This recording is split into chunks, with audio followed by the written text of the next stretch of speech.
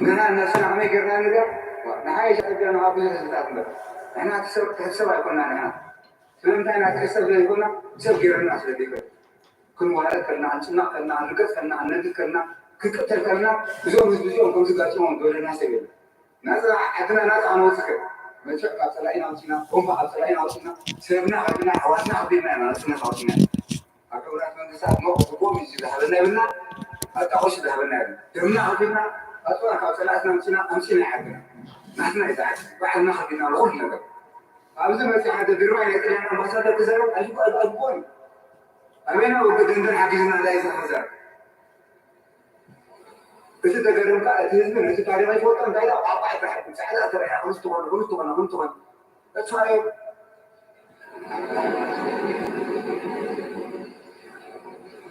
ولا من يستحق تتجاهل ولا من يستحق تتجاهل سبوق غيرنا هذا سبوق غيرنا من يستحق تتجاهل سبوق غير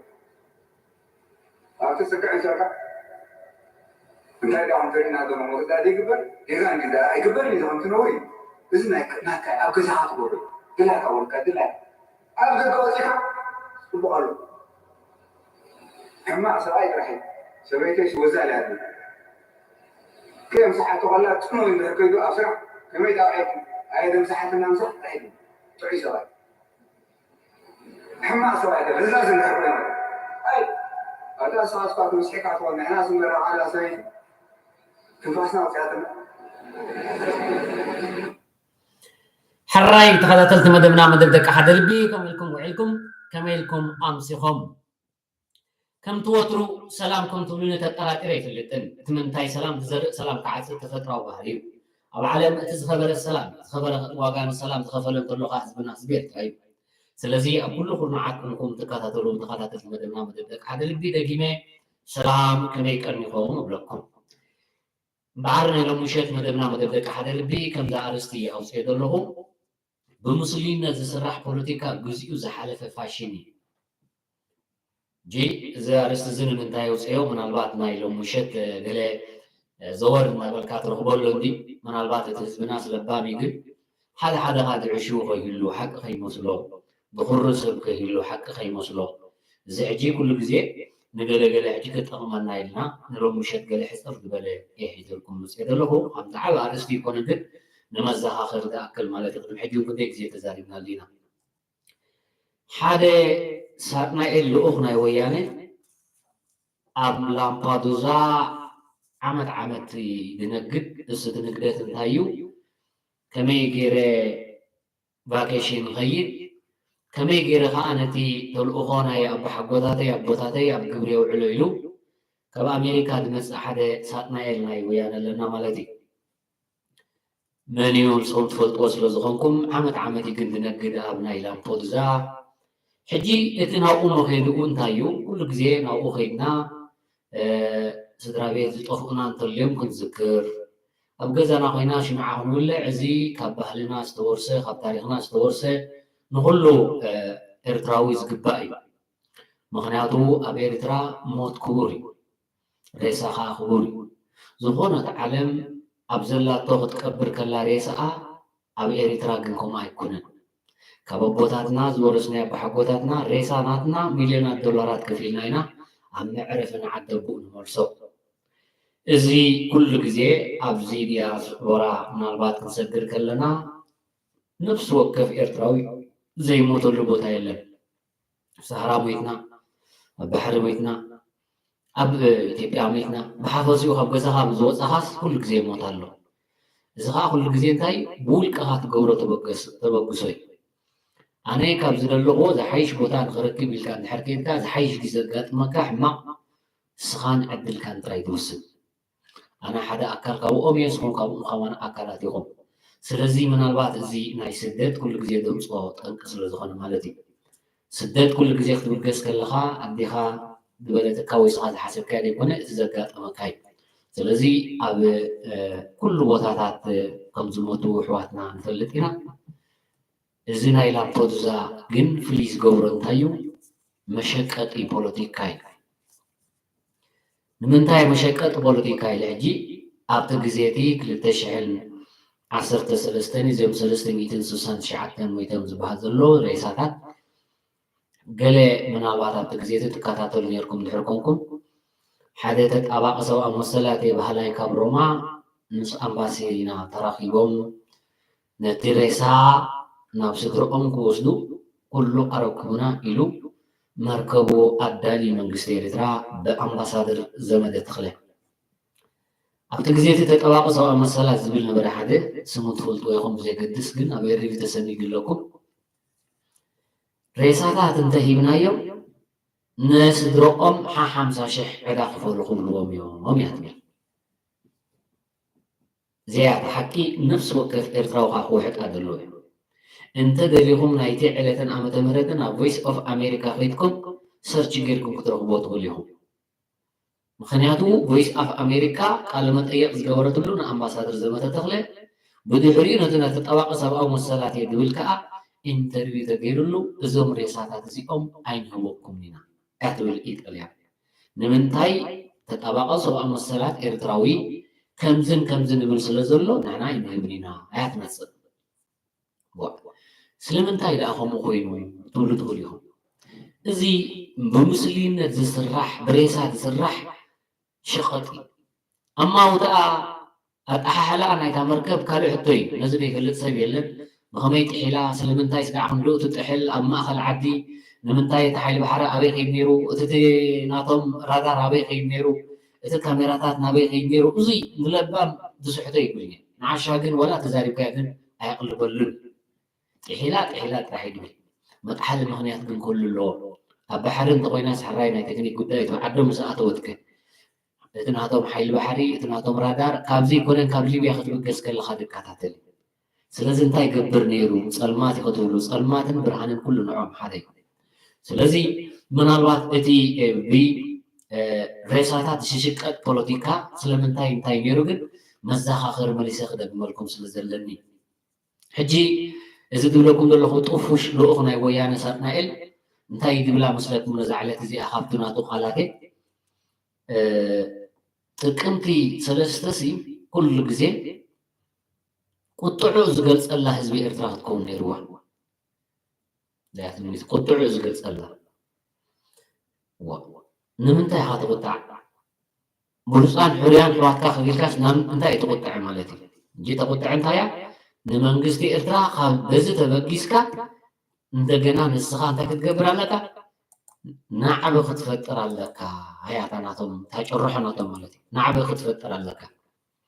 ስለዚ ሕጂ ቁጥዑ ክትገልፀላ ድብል ዘሎ ሕጂ እዚኦም ርእሳታት ደንጊፅሎም ጸሎተ ፍትሓት ክገብር ካህን ዲሒዙ ኸይዱ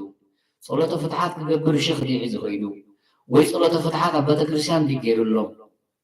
ዓመት ይድነግድ ንሱ ከዓ ዩቱብ ናቱ ኸዕቢ ተልእኾ ናይ ማሕበር ሳጥናኤል ከዓ ኩሉ ግዜ እንታይ ንገብር ከተግብር ማለት እዩ ሕጂ ማሕበር ሳጥናኤል ክንብል ከለና ጥራሕ ወያነ ይምሰልኩም ናቶም ሎቡስ ዕሱባት ካሉ እቶም ሎቡስ ኩሉ ግዜ ፃዓድ እዮም ይበዝሑ ሕጂ ሓደ ጋዜጠኛ ካሜራ ሒዙ እንተሪኢኹም ንኽፀድቕ ኢሉ ኣብ ዝኾነ ይኹን ጉዳይ ይኸይድኒ እንጌርኡ ከምእርር ኢሉ ኸይድ ናብኡ ምክንያቱ ብኸምኡ ስለ ዝምእረር ስርሑ ምስ ስርሑ ተመርኪሱ ከምዚ እንተረኺቡ ከዓ መፍቱ ይድውድእ ስለዚ ዝሳጥናኤል ልኡኽ ናይ ወያነ ድለኩም ዘለኹም ዝጠፈሸ ኩሉ ግዜ ፖለቲካ ሕጂ ከዓ እንታይ ገብሩ ኩሉ ግዜ ዓመት ነቲ ሰብ ሓዘንካ ይትረስዕብኖ ኩሉህና ንመውት ኢና ከምዚ ናይ እዚኦም 369 ግን ዝኾነ ሞት የለን እዚኦም ከዓ ብዓይኒ ፖለቲካ ናዕብን ህዝቢ ኤርትራ ንመንግስቲ ኤርትራ ኣነዓዒብካ ንዕልዋ ኢሎም ደይመደይሎም ሬሳታቶም ንኸይከይድ ባዕላቶም እዮም ኣጊዶሞ እዞም ሕጂ ንብሎም ተቃመርቲ ትብልዎም ወላ እዞም ተጣበቕቲ ሽግር መከራ ማለት እዩ ሕጂ ኣብቲ ግዜቲ ሕጂ ኩላህና ሓቂ ክንዛረብ ኣለና ሓቂ መሪር እዩ ንግዚ ፍሉይ ግን ምቁር እዩ ኣብቲ ግዜቲ መንግስቲ ኤርትራ ኣዝዩ ዝተፃወተ ዓብ ታራ ዲፕሎማሲ ነይሩ ዜጋታተይ ሃብኒ ዲኤንኤን ጌርኩም እዩ ስለዚ ንሕና ዲኤንኤን ጌርና ይንበካን ኢና ካልኣይ 50,000 ክተኽፍሎም ኢኻ ኢሉ በቲ ጠባቆ ሰባት መሰላት ዝነበረ ናቶም ኣብ ሮማ ዝነበረ ሓደ ቀሺ ደቀሺ ማለት እዩ እዚ ደይ መደይሎም ነዚኦም ኣትሪፎም እዚኦም ከዓ ሽዑ ሬሳታት ሃቡና ተባሂሎም ሬሳታት ኣይንበኩም ኢና ንሬሳታት ግን እንታይ ክገብርዎም ኣለዉ ዜግነት ናሽናሊቲ ኢጣልያዊ ክህብዎም ኣለዎም ክቕበሩ እንተኾይኖም ኣብቲ ዓዲ እዚኦም ሕጂ ኣብኡ ኣይዛረቡን እዮም ፖለቲካ ረቂቕ ስለ ዝኾነ ናይ ብሓቂ እዚኦም ሰባት እዚኦም ካብ ባሕሪ ዝወፁ ኣብ ዝሎሙ ዘለና ኣብ ሲና ክንደይ ኩሉ ተሸይጡ ሰብ እዚኦም ከ ናይ ብሓቂ ብሂወቶም ነይሮም ድዮም መርሚሮም ንመንግስቲ ኤርትራ ክረክቡ ዘይደልዩ ስለምንታይ እዮም እዚ ሕጂ ንፁር ነገር እዚ ኣካላቶም ሙሉእ ነይሩ ድዮ ኣይሙሉእኒ ንሓንዝን ግዜ ንግደፎ ፖለቲካ ክጥቀምሉ ደልዮም ድዮም እወ ብርግፅካ ረብሓታት ግን ነይርዎ ረብሓ ዘይብሉ ዝኾነ ይኹን ሃበኒ ናተዩ ኢልካዮ ኣይበካን ኣይበሃልን ስለዚ እቶም ስድሮኦም ገላለይዎም ንገዛ ርእሶም ሬሶኦም ክወስዱ ሃቡና እኮ ኢሎም እዩ ሓራይ ብመንግስቲ ደረጃ ስወረግደፍዎ መንግስቲ ኤርትራ ንሬሳታት ምእታው ኣይከልእን እዩ እቶም ስድሮኦም ገላለይዎም ክንወስዶም ሃቡና እኮ እዮም ኢሎም ስለምንታይ ዳ ንዖም ከደይ ትህብዎም ዋላ 50,000 የኽፍልዎም ዋላ 100,000 የኽፍልዎም ሓብተይ ክወስድ እየ ሓወይ ክወስድ እየ ሃቡኒ ሬሳናት ኢሎም ድበኸዩ ዝነብዑ ካብቲ ድሞት ኣሕዋቶም ንላዕሊ ነይሩ ዋይ ኣይተዋሃቡን እዚ ነዚኦም መሸቀጢ ዝጥቀምሉ ዘለዉ ኩሉ ግዜ 3 ጥቅምቲ መዓልቲ ናዕቢ ክትከውን ኣለዋ መዓልቲ ቁጥዒ ህዝቢ ኤርትራ ክትከውን ኣለዋ ተባሂሉ ዝስራሕ ጥፉሽ መሙን ፖለቲካ እዚ ፖለቲካ እዚ ግን ኣብ ኤርትራ ይሰርሕ ምክንያቱ ዝጠፈሸ ዝማመነ ብግዚኡ ይመስሎም ክኸውን 10 ግዜ ሳንዱቕ እንዳምጣኻ 10 ግዜ ሬሳታት እንዳረኣኻ ነቲ ህዝቢ ኣእምሮ ተስሕቦሞ ኣብ ቁጥዕን ሕርቃን ከም ዳእቱ ትገብሮ ማለት እዩ ሕጂ እዚ ግን ናይ ብሓቂ ድዩ ክሰርሕኩም ከምኡ ክሰርሕ ኣይገልን ከምኡ እንድሕር ዝሰርሕ ኮይኑ ከምኡ እንድሕር ኩሉ ግዜ ኣብ መዓላ ከብዕልዎ ኢሎም እንድሕር ዝስዕሩ ኮይኖም ቶም ዝስዕሩ ኩሉ ግዜ እንታይ ኮንቲ ናይ ኮንቲ እዩ ስለዚ እምበዓር ንሕና ከም ኤርትራውያን ኩሉ ግዜ እቲ ንሕና ክንገብሮ ዝግባአና ኤርትራውያን ኣብዚ ዓለም ንሕና ንነብር ኣለና ንነብር ብዘይከል ዓለም ኢና ነብር ዘለና ደቂ ሰባት ዝነብሩሉ ሂወት ስለዚ ሕጂ ንሕና ከዓ ኩሉ ግዜ ከም ኣብዚ ዓለም ንነብር ዘለና ኩሉ ግዜ ተፃብኦ ከጋጥመና ተፈጥራዊ ባህሪ እዩ ተፈጥራዊ ባህሪ ካብ ኮነ ግን ስለምንታይ እዩ ንዓና ሕሉፍ ኮይኑ ዝቐርብ እሙኸ ንኤርትራ ሓለይቲ ተመሲሎም መንቆርቲ ዝኾኑ ዜጋታት ናይ ኤርትራ መበቆል ኣለና ዝብሉ ሕካኽ መበቆል ዘይብሎም ገሊኦም ከዓ ንጣብ ዘለዎም ኣብ ሳልሳይ ወለዶ ካልኣይ ወለዶ ዘለዎ ብስም ህዝቢ ኤርትራ ይሽቅጡ ስለዚ ናይ ብሓቂ እዚኦም ድሕሪ ኩሉ ግዜ ብክርስቲያን ኮንካ ፀሎት ናይ ክርስቲያን ካይድ ነይሩ ፀሎቶ ፍትሓት ይግበረሎም ናይ ብሓቂ ትድንግፅ እንድሕር ኮንካ ኣብ ቤተ ክርስቲያን ፀሎቶ ፍትሓት ትገብረሎም ብቁርኣን እንተኮንካ ኣብ መስጊድ ከይድካ ፀሎቶ ዳዓ ትገብረሎም እዚ ናይ ብሓቂ ናይ እግዚኣብሔር ድንጋፂ ነባዕ እንተኮንካ እዩ ከምኡ ግን ኣይኮነን ቪድዮናትካ ተዳሉ ብሕሱብ ሰባት ተዳሉ ተደናገፅቲ ሰዓዲ ተዳሉ ሎብስ ዕሱባት ከዓ ተዳሉ እዚኦም ኣምፂኻ ሕጂ ሰብ ክትእክብ እሞ ናዕቢ ክትፈጥር እዩ ዕላማ ብዛዕባ ኩሉ ግዜ ሓዘን እንተጋጢሙ ክትሓዝን ኢኻ ትኸይድ ክትዝክር ኢኻ ትኸይድ እምበር ናዕቢ ክትገብር ኣይኮንካ ትኸይድ እዚኦም ግን ብኣፎም ከም ነለልዮም ዘለና እንታይ ይብሉ ኩሉ ግዜ መዓልቲ ናዕቢ ክትከውን ኣለዋ መዓልቲ ኤርትራ ክትከውን ኣለዋ ሕጂ ህዝቢ ኤርትራ እዚኦም ጥራሕ እሞ ኣብ ሽለት ሞይቶም ኣብ ሰህራ ዝሞቱ ኣብ ሲና ዝሞቱ ክንደይ ኣለዉ ዳ ዝዝክርዎ መን ቀቲልዎም ባዕልዎም ከምሁማ ትራፊክ እንትበሃሉ ኢድ ነይረኩም ምስቶም ሰምሰርቲ ኩሎም ዓለም ትዛረበሉ ዘላ ኣብ ጣልያን ዓለም ተዛሪባትሉ ኣብ ሲና ትግበር ዝነበረ ዓለም ተዛሪባትሉ ዓሽ መደብ ተዛሪቡናሉ ኣብኡ ሆንኩም ትሸጥዎም ዝነበርኩም ዜጋታት ኤርትራውያን ናቶም እንድሕር ኢልኩም ወይና ዓንቀፅ እዚ ስለዚ ምናልባት መዓልቲ ቁጥዓ ክትከውን ኣለዋ ምባልካ ናይ ናይ ኣሜሪካ ዘለካ ስብ ናይ ወያነ መዓልቲ ቁጥዕ ዳ ነይርካ ሓዘን ናብ ቁጥዕ ሬሳታት ኤርትራ መዓዝ መሸቀጥ ኮይኑ እዞም ሬሳታት 28,000 ባሕሪ ተሓልፍሎም ዘለካ መዓዝ ኩም ትሞቱ ትፈልጦም ንስኻ ናይ መን ሃገር ምዃኖም ከ ትፈልጥ ዶ እዚ ሜዲተራንያን ሲ ክንደይ ስደተኛታት እዚ መሸቀጢ ጥራሕ ንኤርትራውያን ኣምሲልካ 10 ግዜ ነዚ ሓዚኑ ዝብል ሕብረተሰብና ዓመት ዝዝሮ መዘኻኸሪ ንስኹም ከዓ ቪድዮኹም መምልእ መሸቀጥን ላይክ ሳብስክራይብ መግበሪ መቆዘምን ካልኣይ ካብ ፖለቲካ ጥፉሽ እንታይ ዝገብሩ ሬሳታት እዮም ተገምፂልኩም ነተስኻትኩም ኣይኮድን የብልኩም ተኣወጅሞ ባዕልኻትኩም ግን መንግስቲ ኤርትራ ከልኡ ብዘበለ ተኽእለ ንሕና ኢትዮጵያውያን ዝኾኑ ተጋሪኦም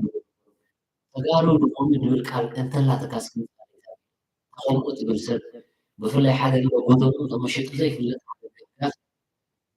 ማይ እቲ ኢላ ዘይፈልጥ ነዛ ርእሶ ማለት እዩ ሓደ ሊበላ ናይ ትግራይ በዚ ዘመደ ተኽለስ እንታይ እዩ ትብል ዘመደ ተኽለስ ክኾኑ ክኽእል እዮም ኣብ መንጎ ስደተኛታት ተጋሪዶም ኣምሓሮ ኦሮሞ ናይጀርያ ከምኡ ኢሉ ዝነበረ ኣምባሳደር የለን ከምኡ ኢሉ ዝዛረብ የለን እታ ሕቶ ዝነበረት ኣብ መጨረሻ ንሕና ናይ መርከብ ኣዳሊና ኣለና ክብል ከሎ ኣምባሳደር ዘመደ ተኽለ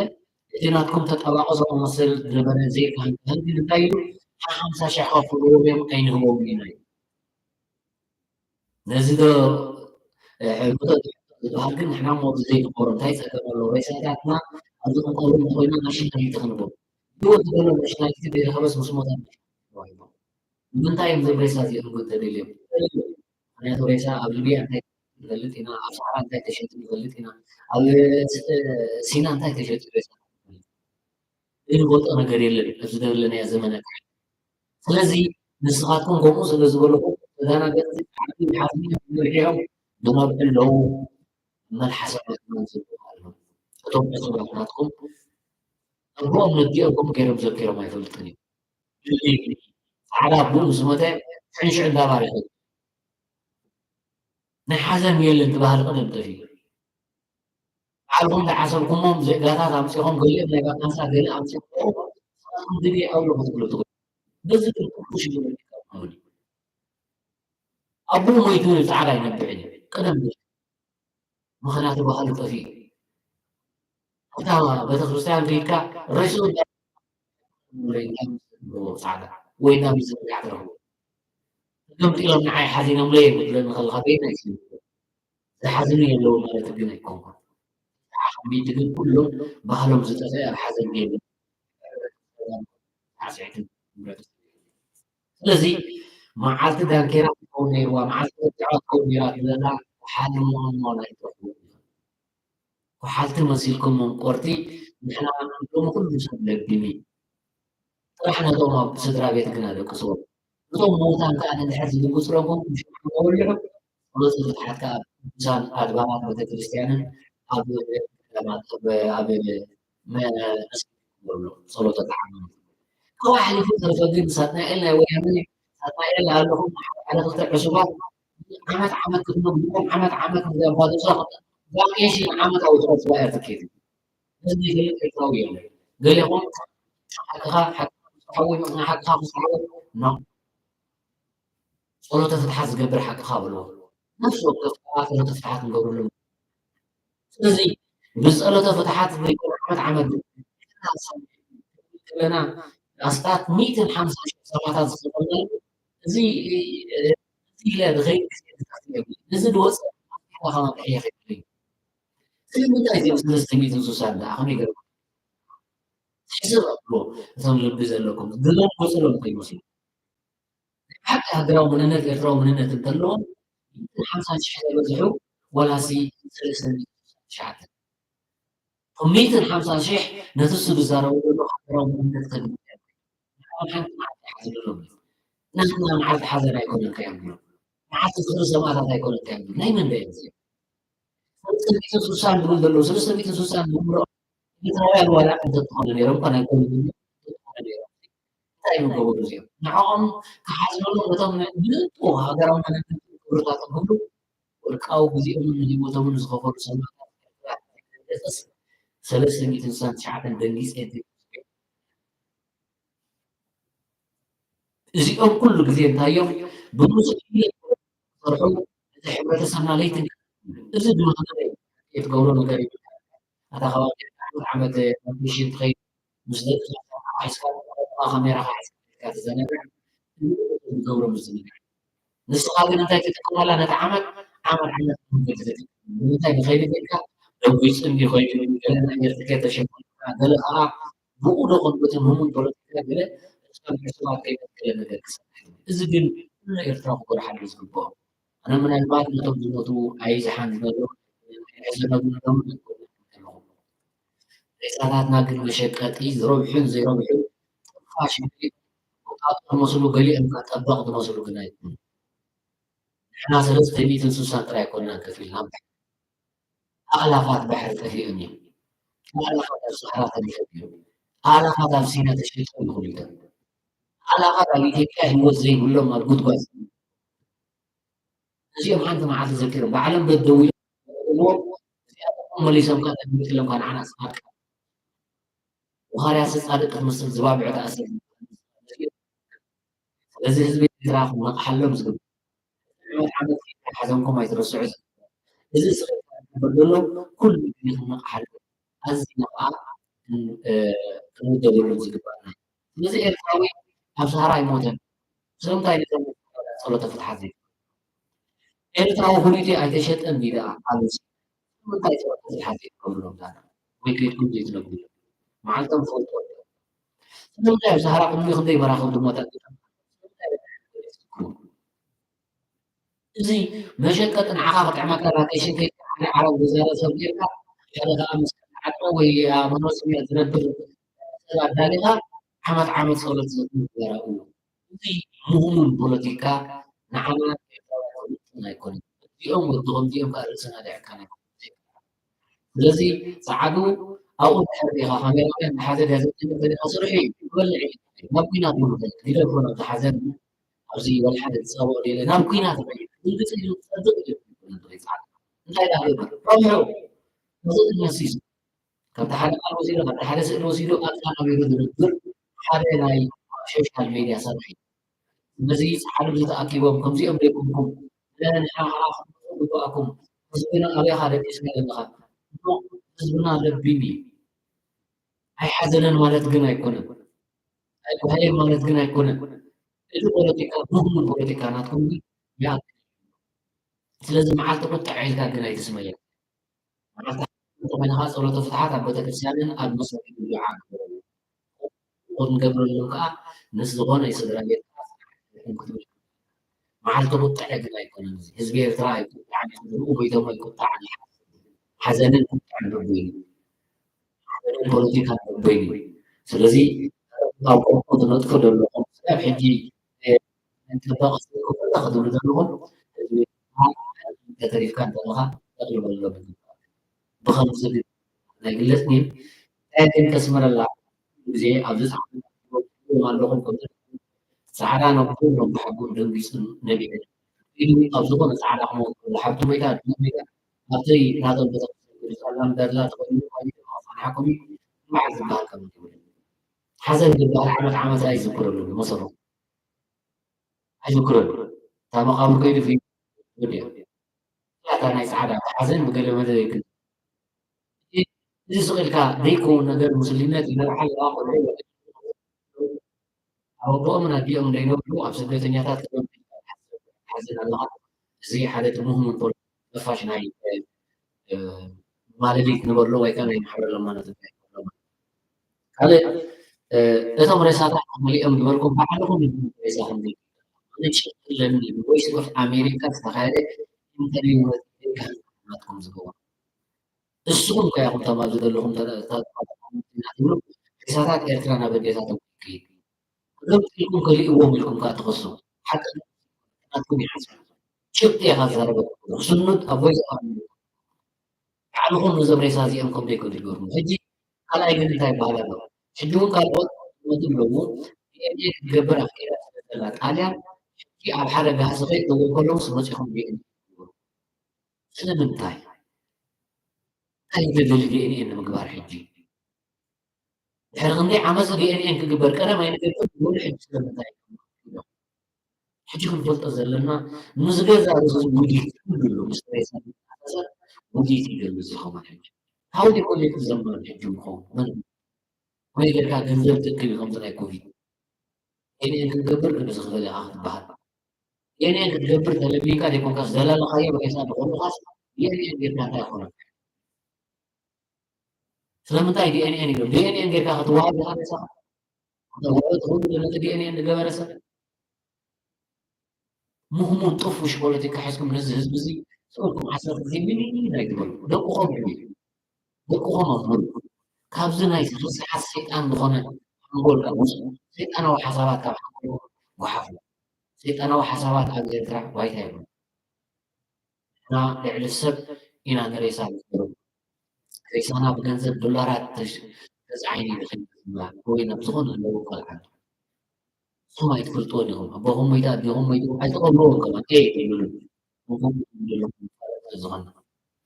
ካልእ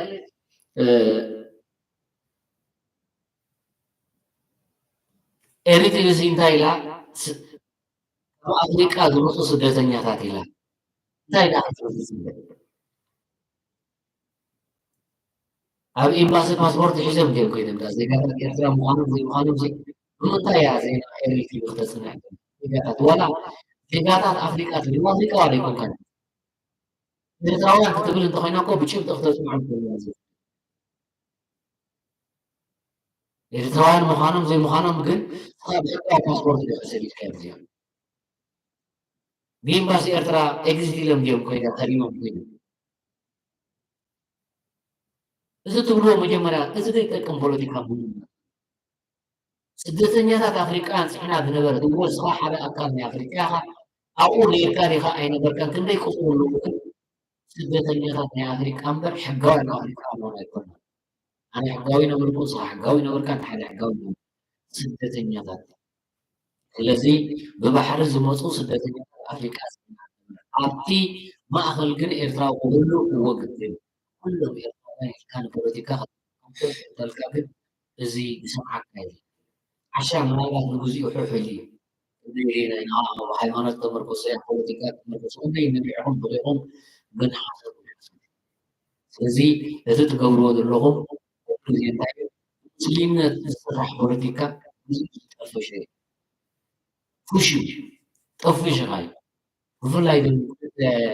ጋዋን መስሎ ወጣት መስሎ ገሊኦም ተብለቕ ገሊኦም ከዓ መቃጡ ናይ ትግራይ ዘለኹ ይኣኽለኩም ላይ ትብል ህዝቢ ኤርትራ ብከምዚ ኢልኩም ክትብሉ ባዕልኹም ቫኬሽንኩም ክትገድሑ ምፅኦ ነገር የብልኩምን ዓመት ዓመት መፂኹም ከዓ ምሳና ኣብ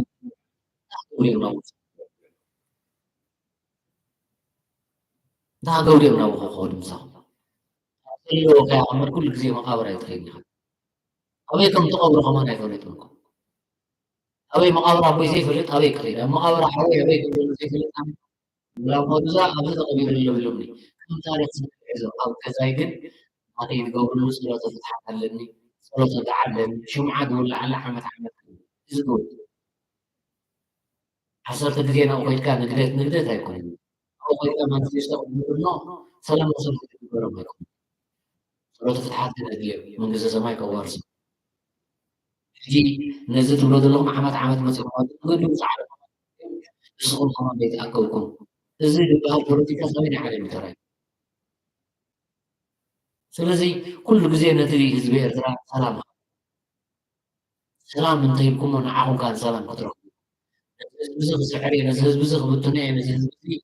ዝኾነ ይኹን ሓስብ ከለካ ነቲ ሙሽሙሽ ዓንጎልካ ምሽምሽካ ካልእ ግን ዓቕሚ የብልኩምን ገለ ገለኛታት ከይተህልው ግን ነዚ ክንጥቀመሉ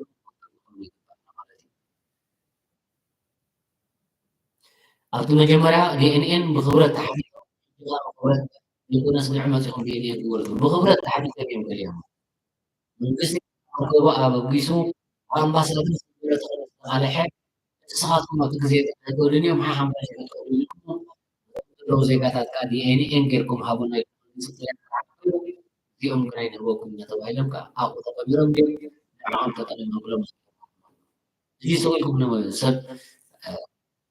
ኣደይ ዘይደንገፀትለይ ሓትነይ ክትድንግፀለይ ይሓስብ ንስኻትኩም ክትድንግፅሎም ካብ ዝኦም ኣበዲኦም ንላዕሊ ክትድንግፅሎም ኣይትሕሰቡ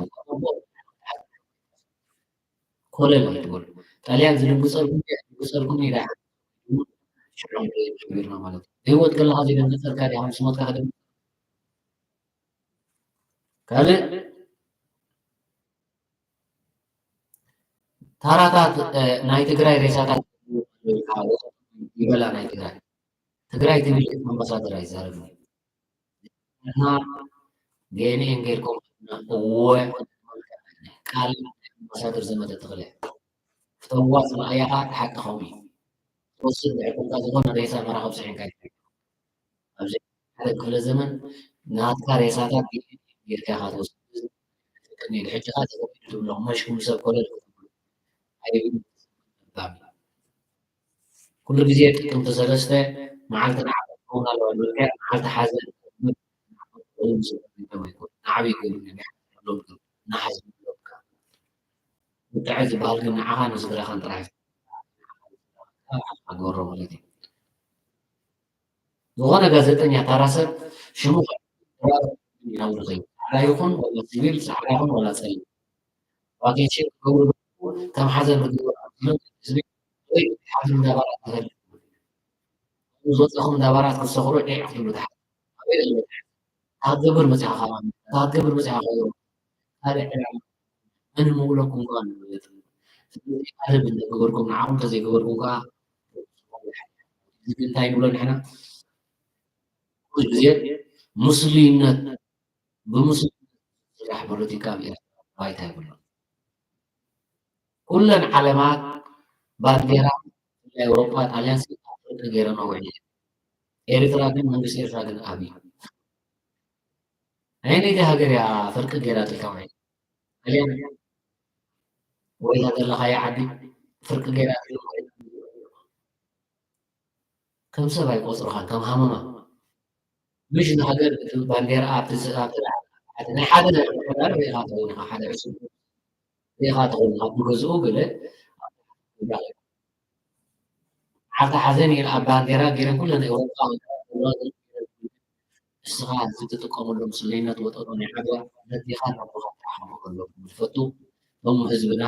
ኣብኡ ዘጋጠሙ ስድራቤትና ንሓዝነሎ ኣብ ውሽጢ ዝተነበር ከም ዝናካንና ዓብና ክንጥቀመሉ ይጥቀመሉ ሃገራዊ ኣዋጅ ኣብ ኤርትራ ይኹን ሃገራዊ ኣዋጅ ብውድብና ደረጃ ብመሪሕነትና ደረጃ ኣዊጅና ናይ እንዳመን መራሒ ኢኻ ንስኻ ናይ መን ሃገር ኢኻ ከተእውጅ ዘለኻ ናይ መን ሃገር መራሒ ኢኻ ንስኻ ሃገር ደረጃ ትእውጅ ብዓለም ደረጃ ትእውጅ ኣነ ሓደ ግዜ ፅሉል እንዳሰሓቐ ከይድ ከሎ ኢሉ ሰብ ምክንያቱ ኣብ ሓንጎሉ ግን ዘስዕሮ ነገር ኣሎ እዚኦም ከምዞም ዓይነት ፅሉላት ሰባት ካ ትትዘረቦ ኣብ ገይሮም ንሶም ሓስቦ እስኻስ ንሸውዓተ ስድራ ቤት ከተመሓድር ዘይትኽእል ወጥቶ ንዓድያስ ከመይ ኢኻ ሃገራዊ ኣዋጅ ክትእውጅ ሃገራዊ ኣዋጅ ናይ እንዳመን ሃገር ኢኻ ከተእውጅ ሃገራዊ መንነት ዘይኣመንካ ኣሎ ሃገራዊ መንነት ናይ ኤርትራ ይብለካ ሃገራዊ መንነት ኣይተኣትለ ናይ TDF ናይ ትግራይ ተኮይኑካ ተጋሩ ገይሮም ሞ ንዓብ ኢኻ ክትእውጀሎም ዝግባእካ እዚ ንስኻ ብዛዕባ TDF እትሓዝነካ ንጎይካ ኮይኑ ብዛዕባ TDF ምዃንካ ከዓ ቆልካ እናብኻ እናዴኻ ትገልፅ እስኻ ኩሉ ግዜ እንታይ ብዛዕባ ናይ ሃገረ ትግራይ መግለፂ ክትብ ናይ ሃገረ ኤርትራ ግን እንታይ ኣርግዓ ንስኻ ሰለስተ ብዕራይ ክልተ ብዕራይ ሳልሳይ ዝመርሕ ዘይትኽእል ሰብ ብዛዕባ ሃገራዊ ኣዋጅ ክትእውጅ መን ኣይዓድን ወይ ናይስነ ዝርጋእ ሓደ ተፅላሊ ይኹንካ ሰማይ ኣይትዕርጉ ስለዚ ሰማይ እንድሕር ዓሪጎኻ ኩሉ ግዜ እንታይ ምሰላጣት ምስለኩም ከለኹም ከም ንቑሓት መስለኩም ዘይንቑሓት ከለኹም ዓውልኩም ስለ ዝተዛረብኩም ከዓ ፖለቲካ ናቱ ዓውዲ ኣሎ ፖለቲካ ኢልኩም ከዓ ኣይተዓደልኩም ንስኹም ፖለቲካ እንታይ ምዃኑ ይትፈልጡ ዝብላዕ ግዜ ምዃኑ ኣይትፈልጡ ኣይትፈልጦን ሃራይ ኣልማዘይ ሕጂ ኩሉ ግዜ እቲ ንጥቀመሉ ሙስሊምነት ንዓ ኣይወክለናን እዩ ንዓኹም ከዓ ኣይጠቕመኩምን እሞ እዚ ስድራ ቤት ዝሞቱ ፅንዓት ኣቦም ክትብል ዝግባእካ መዓልቲ ቁጥዐን ተጋሮ ሽቦራን ክኸውን ኣለዎ ኢልካ ሓደ ካ ጠበቕ ትመስል ልሳንካ ኩሉ ግዜ እንተዓፀኻዮ ንዓኻ ዕስራን ሸመንተን ኣለዉ ኣብ ባሕሪ ሓደ ናቶም ዝኽረ ክትገብረሎም ናቶም DNA ክትገብረሎም ምን ይቀጥዕ ዓባይ መርከብ ኣላ ከምዚ ስራሕ ይዛሓት መን ሃሪሞ እዚ ፖለቲካ እዚ ንዓና ንኤርትራውያን ክትሰርሑ ከምተን ኣንስትኹም ደቅኹም ገይርኩም ጥራሕኩም ትሓስቡና ኤርትራ ህዝቢ ንቑሕ ህዝቢ ሓያል ህዝቢ ጅግና ህዝቢ ከምዝናትኩም ብመላሓሱ ጥራይ ኣይኮነን ዋጋ እናኸፈለ ሃገር ኣምፂ ዋጋ እናኸፈለ ስልኩም ሃተውተውተው እንተበልኩም ከምዚ ደኻልኩም ይመስለኩም ነዚ ብሙስሊምነት ዝስራሕ ፖለቲካ ግዚኡ ዝሓለፈ ኣፍራሽሞ ንዘቕበሉ የብልና ናብኡ ከዓ ግዜና ክንሕልፍ የብልና ንዘይሕጋውያን ስደተኛታት ዝበልካዮም ስደተኛታት ኢና ነርና እወ ዘይሕጋዊ ዝብል ኤርትራ ሰላም ስለዚ መን ኣብኡኹም ዘለኻ ሓትናኻ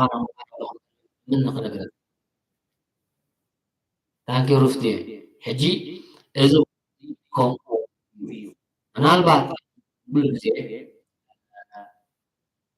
ንዝሞተ ኣብ ሰሃራ من يقتلوا من كل ذي تلقوا يوصل مصلات أو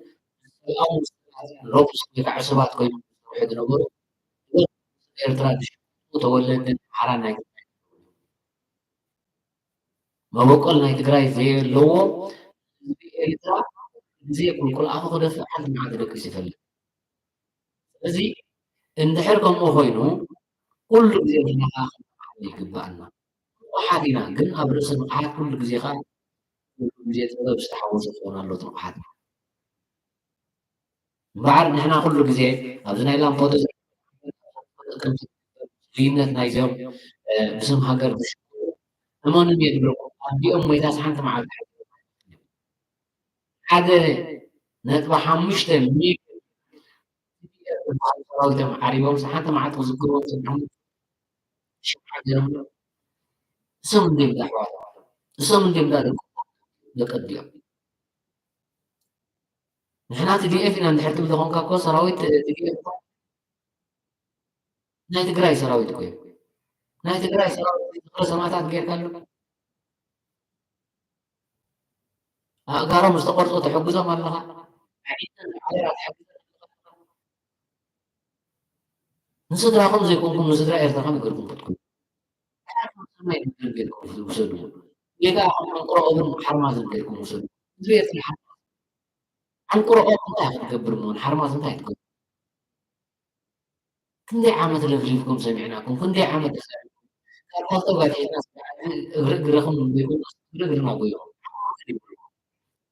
ብፍላይ ኣብዚ ሰዓት እዚ ንህዝቢ ኤርትራ እፎይ ኢሉ ሓዘነ ዝድብሰሉ ዝዓረቐ ዝኽእለሉ ዝጠመየ ዝዕንገለሉ ዘመን እዚ ዘመን እዚ ዘመንና እዩ ዘመን ዘመንና ናብ ሰላምን ብልፅግናን ከምዝስዕብን ከም ዘመን ሓሰና ይኮንና መፂና እዩ በኹርን ሕሳስ ልደን እናኸፈለት ኤርትራዊታት ቲኪታት ዓጢቓ ንሓዘን ናብ ሓጎስ ቀይራ ንየትን ዕርቃንን ናብ ፅጋብ ቀይራ እዚ ፀዋዕ ዘመን ሓሊፈ እያ إلى الكل ስለዚ إلى ክንብል ከዓ ሓያል መርሒ الناس إلى ክንብል ፅኑዕ ህዝቢ ስለ ዘለና 30 ዓመት ኣብ ግዜ ኩናት 30 ዓመት ኣብ ግዜ መኸተ 60 ዓመት ኣብ ግዜ ገዳ ዝነበረ ህዝቢ ኣብዚ ሰዓት እዚ ደሚቑ ይነብር ኣሎ ሰላም ውሕሉል መሪሕነት ሓያል ምክልኻል ሃገር ኤርትራ ከምዚ ንስኹም ትፈልጡና ኣይትርአዩ ወላ ዓብይኹም ትኾኑ ሓረስቶት ወላ ምሳና ዓብይኹም ትኾኑ ነደቕትኹም ወላ ጓልና ዲኹም ወላ ካብኡ ተወሊድኩም ትኾኑ ጓልጓልና ዲ ወድና ስዋ ክልፅኦም ካዴታትኩም ወሊዶም እዮም ዝኾኑ ምውላድ ኣይኮነን ዝፀገብ ወላ ምሳና ዓብይኹም ግን ኣይትፈልጡና ኒኹም ንኽትፈልጡ ኣቦታትኩም መርገም ናይ ራስ መደነቅያ ምርቃን ናይ ሚት ወለዶ ይበፅሕ መርገም ህዝቢ ትግራይ ከዓ ካብ ኣቦና ራእሲ ወፅእ ክኣልስ ዕድሜኹም ሙሉእ ክትሕስቡ ዕድሜኹም ሙሉእ ዕድሜኹም ሙሉእ ክሊል ክትነብሩ ሽሕ ህዝቢ ኣብ ህዝቢ ክቡር እዩ 100,000 ህዝቢ ኣብ 1.5 ሚልዮን ኣጥፊኡ ነንሕድሕድኩም ትባእሱ ከምዚ ግን ኣይኮነን ካብ መርፍእ ስጋዕ መድፍዕ ንኣሰ ስጋዕ ዓበየ ህይወቱ ዓቂ ነዚ ሃገር እዚኣ መስዋእትን ስንክልናን ከፊሉ ምስ ህዝቡ መከራን ሽግርን እንዳረኸበ ነፃ ከብዱ ኣግዚዙ ዝኸይድ ሓላፊ ይብልና ንሕና ክዳኑ ከራባታ ገይሩ ኣጊፁ ዝኸይድ ሓላፊ ኣነ እንዳበለ ጃስማ ገይሩ ወይ ከዓ መኪና ገይሩ عند ስለዚህ ንሕና ምሳና ኣይተመሳሰሉን ሓደ ዓቕሚ እውን ኣይትፈልጡን ኢኹም ዓቕሚ ህዝቢ ኤርትራን ዓቕሚ ህዝቢ ጎረቤትናን ኣይተፈጥሮን ሕጂ ተማሂርና ኢና ኣነ መምህር ገዝቶ ኣነ ገዝቶ ናይ ዩኒቨርስቲ ገዝቶ እዚ መሃይምነት ዘጥፋእኻ ክትከውን ስነልቦና ግን ዋላ ማስተር ኣበልክ 3 4 ማስተር ሰብ ነቲ መሃይምነት ኣጥፍየ ይብላል ካሊለ ይኮን ስነልቦና ግን تعدل ወረስካ ካብ ስድራ ቤትካ ድወረስካ እዩ ስነልቦና ህዝቢ ኤርትራ ዝኾኑ ይኹን ዝኾነ ሰይብካ ክጥቀመሉ ኣይክእልን ስለዚ ንሕና ስነልቦና ናትና ከይተምሃርና ምሁራት ኣነነት ምሳና ኣይሰርሕን እዩ ንሕና ብግብሪ እምበር ብዘረባ ኣይንፍለጥ ኢና ብግብሪ ስለዚ ነቲ ኩሕሉ ህዝቢ ኢኤፍ 5 ሚልዮን ሃሊኩም ሕጂ ንሕድሕድኩም ንሕድሕድኩም ከዓ ትከታተሉ ኣለኩም መሊስኩም ዓቕምኩም እንተትፈልጡ ነርኩም ሓይሊ ህዝቢ ኤርትራ ሓይሊ ሰራዊት ኤርትራ ፈለጥኩም ሓያል ንብራዊ ቋማ መሪሕነት ህዝባዊ ግንባር ግን ዓብዪ ስለዚ እቶም ናትኩም ዕሱባት ዕሱባት ተስፋ ክትቆርፁ ይግባእኩም ዓቕምን ክእለት ኣይትዕገርግሩ ኣይትዕገርግሩ ስለዚ ኤርትራ ከዓ ነዚ ቁጣዕ ዝበሎ መዓልቲ ሓዘን ምዃኑ ኢና ንፈልጥ ዛረባ ሽምዓን ቤትና ነቲ ዝጠመጥኩም ትምነይዎ ዘለኹም ግን ከምኡ ኣይኮነን ከምኡ ኣይኮነን ስለዚ ህዝቢ ኤርትራ ክነቃሕ ይግባእ ሬሳታት ጌርካ ዶ ደም ጌርካ ዶ ክትወስድ ትኽእል ኢኻ ትጥቀሙ ዘለኹም ውዕዩ ተሓቲቶም ዘይሃቡና ዝመፀ ዘረባ እንተኢልና እዚ እውን ካልእ ኮይኑ እቲ ናትኩም ፖለቲካ ፍሽ ፖለቲካ ህዝቢ ኤርትራ ከይተናገር ካልኣይ ነንሕድሕድና ኣብዚ ግዜ ኣብ መወዳእታ እዚ ከም ሓደ ኣቕሪብና ኣለና እዚ ጥፉሽ ኤርትራ ግን ክትነቃሕ ሕጂ ሓፍተይ ስለ ዝመተትኒ ኣቦይ ስለ ኣነ ተቃውሞ እኔ ሓኣደይ እውን ከምዚ ዝበለት ኣነ ተቃውሞ ኸውን ኣቦኻ እንተተኣሲሩ ኣዴኻ እንተተኣሲራ ሕውኻ እንተተኣሲሩ ንኣዴኻ እዚ ኩሉ ባዕልና ንገብሮ ገበን ዝገበረ ኩሉ ግዜ ኸ ኣብ ዝኾነ ሃገር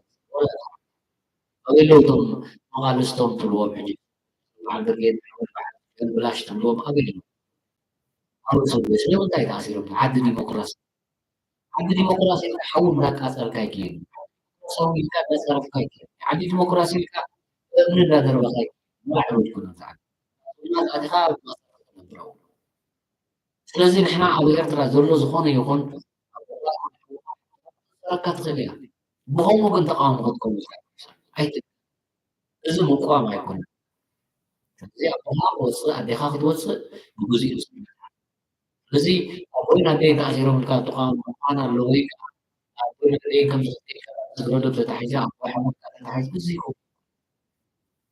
ምቋም ኣድላይ ምቋም ዝበሃል ግን ኣብ ኤርትራ ምቋም ዝበሃል እዩ ምንን የድሎም ኣነ ንእሽተይ ተመክሮ ዘለኒ ንእሽተይ ተመክሮ ብፍላይ ካብዚ 2009 ክሳብ ሕጂ ዕለት ተቃውሞ ዝበሃል ኣብ ፅርግያ ኣብ ማስ ዋላ ብጌጋ እየ ተቃውሞ እኮ ማኒፌስቶ እኮ ኣሎ ተቃውሞ እኮ እናቱ ሕጊ ዘጥበቐ እኮ እዩ እዚ ህዝቢ መንግስትና መዓር የብልዕኒ መዓር ይብላዕ ግን ተቃውሞ ድበሃል ረኺበ ይፍለጥኒ ኣነ ብጌጋ ኣብ ማስ ሜድያ ሙሉእ መዓልቲ ውዒለ ዋላ ብጌጋ ዓብዪ ይኹን ሕሜትን ፀርፍን ምቁዋም ኣይኮነን ሓሪቕካ ዓው ኢልካ ምዝራብ ምቁዋም ኣይኮነን እያ ጀነራል ክስቶ ተዛሪቡ መምህር ክስቶ ይኩንን ፖለቲካ ተቃውሞካ ኣይኮነን መሪሕነት ናትና ምስ ሃዋርያ ተመሳሰሉ ነቶም ከምዚ ዕድሜን ዕድሜኹምን ኣይኮነን በረኻዎት ኣብ ንእስነትና ከምኡ ጌርና ይፈልጥ ሕጂ ንሳቶም ግን ምስ ሃዋርያ ዘመሳሰሎም ነገር ነይሩ ንዘይከኣል ክኢሎም ንዘይፅውር ፀይሮም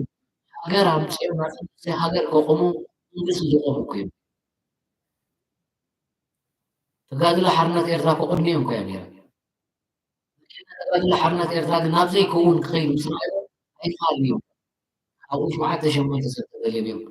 ህዝባዊ ሓይልታት ኮይኑ ካብ ህዝባዊ ሓይልታት ህዝባዊ ግንባር ኮይኑ ካብ ህዝባዊ ግንባር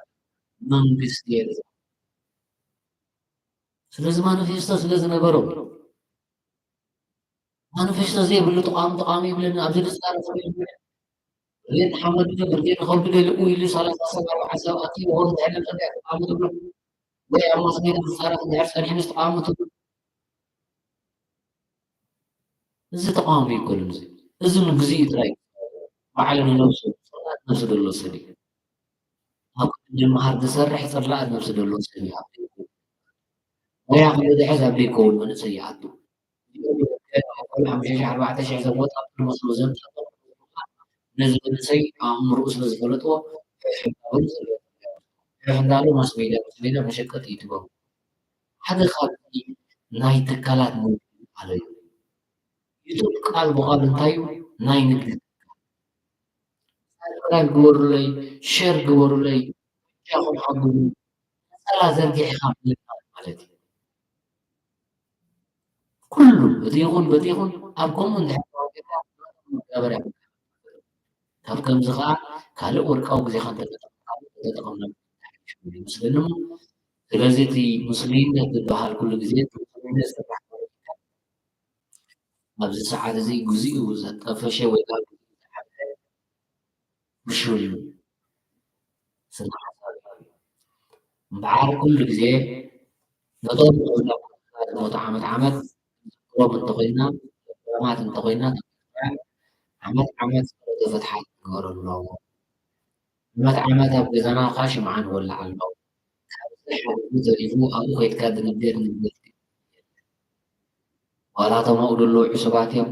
ዋላ እቶም ሓደ ስድራ ቤት ከዓ ገና ንኸዱ ወይ ከዓ ተቃወምቲ ምሲልካ ዝበረት ብኸምኡ ከዓ እዚ ሳትናይ ጌርካ ድበቅ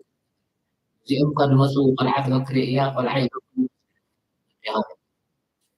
ንሰበይትኻ ንደቅኻ ንበልና ከምኡ ጌርካ ፖለቲካ ዝገልፅ ብኻልእ ግዜ ስጋ ሙሸት ልቢ እዚ ብሙስሊምነት ዝስራሕ ፖለቲካ በዚ ከዓ ንሕና ወርቃዊ ግዜና ወይ ከዓ እቲ ደብደብ ከዓ ክሓስብ ይብልና ሎሚ ንዓድና ንመለሰሉ ይመንን የድሎ እዚኦም ትሪእዎም ዘለኹም ወታናት ኢኦም ስኢሎም ጠበቕ ዝብሉ ኤርትራ ሰብ ይብሉ ተቃዋምቲ ኣትዮም ወኣቱ ኤርትራዊ እንድሕር ኮይኑ ኣይኮነን ንተቃዋሚ ኣይኮነን ወላ ንስኹም እንተትኣትዉ መንግስቲ ኤርትራ ብጥራትኩም ኣይስሕኹን መንግስቲ ኤርትራ ኣብ የለን መንግስቲ የለን ኣበይ ፖለቲካ ዝስራሕ እዩ ማእዞን መኻን ዓለም ኣበይ ገፅ ቅይር ከይበ ኣብ ዝተፃረፍቲ ስኢልኩም ገሊኹም ገሊኹም ተዋጋሚኩም ኣብ ከምኡ ሕንቅል ሕትያትን እመንን የድለኩም ዘለኹም ስለዚ ንዓዲ ክኸይድ ደሊ መንእሰይ ይኸይድ ተቃዋሚ ለምን ተቃዋሚ ጌርካ ተቃዋሚ ጌር ተቃዋሚ ኢልኩም ሰማይ ተዕቢለ ተቃዋሚ ዝበሃል ኣነ ብዕምሪ ብሎ ረኺበ ይፍልጥ ነይሩ ዝብል ተፃራፋይ ዓሌታዊ ናይ ኣውራጃዊ እዎም ስለዚ ኩሉና ልቢ ክንገብር ይግባኣና ኩሉ ከዓ ከዓ ልቢ ገይሩ ሰዓት ንዓዲ ንመለሰሉ እዩ ንዓዲ ከይምለሰብ እንታይ ውሽጣ ኣትዩ እዚ ሕልምታት ናትኩም ሰለስተ ግዜ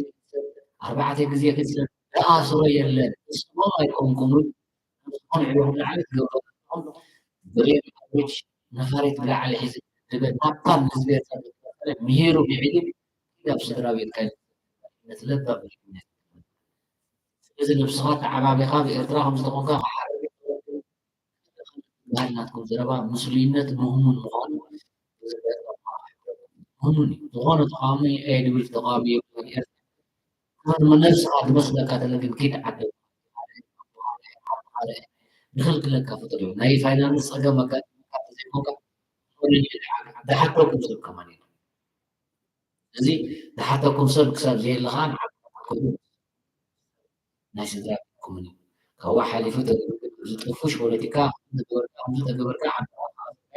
ዝኣስር መንግስቲ የለ ዝሓትት መንግስቲ የለ ብዛዕኩም ዝበረ ካልኦት መኻኒ ዓለም እዩ ነዛ ዓለም ካብ ሰሜን ገይሩ ኸይሩ ሰላም ሃገሩን ከባቢኡን ከንብር ዝፀዓረ ሕይነት ኣለና ዕድመ የብሉ ፅንዓት ምዕንምን የብሉ ዓወት ምዕንምን ቅሳነትን ሰብ ምን የብሉ ንሕና ከምዘ ስለ ዝኾንና ኣብ ደደለናይ ሰላምን ቅሳነት ዝኾነልና ቋንቋና ወባህልና ኣምላኽና ነመስግኖ ፅን ኢልኩም ሰማዕኩም ኣዝኩም ክብርን ሞገስን ነቶም ምስለይ ስለይኹም ስንኩላትና መንኣስ ሰማዕታት ሓበን መውሳስ ማዕዮም ዓወት